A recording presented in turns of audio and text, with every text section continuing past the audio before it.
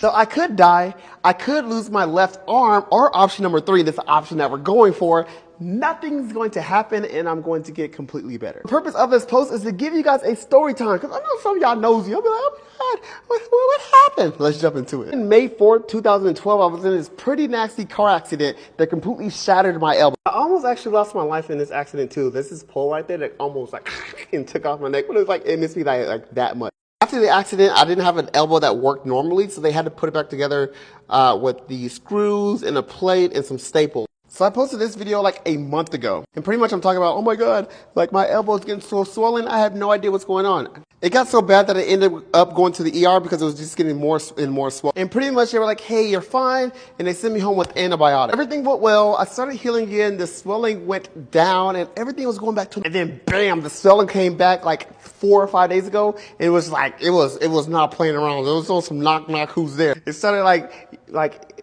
oozing all this yellow stuff. It was just super, super painful. So then I was telling our bookkeeper Ashley about what's going on. She's like, Duke, you need to go to the ER. And I was like, I ain't going to the ER. I'm going to be all right.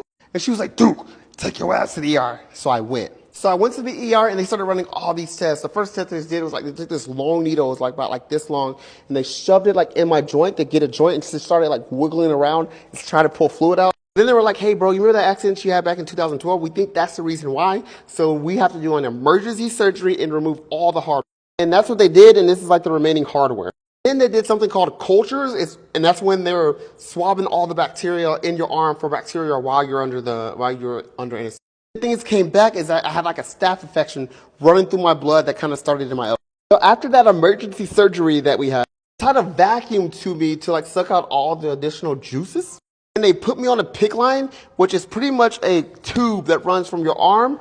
It goes over my shoulder and it sits right above my heart. There it is. So then all the results came back and they found like something super critical in my blood. So now I have to be on an antibiotic 24/7 for the next 30 days. I also have to take an overall of like 6 injections, which is a twist between saline and HEPA. You nurses know what I'm talking about. And the purpose of all this is to avoid something called sepsis infection. Sepsis infection is an infection that starts in one spot, but then it can spread out throughout the body and even could lead to like organ failure and death. So that's where we're at right now, guys. I need you guys not to worry. Everything's going to be all right. I'm going to be okay. We're going with option number 3, and we're going to pull through. My name is Duke, and I make taxes very easy to understand. Give me a follow to stay educated.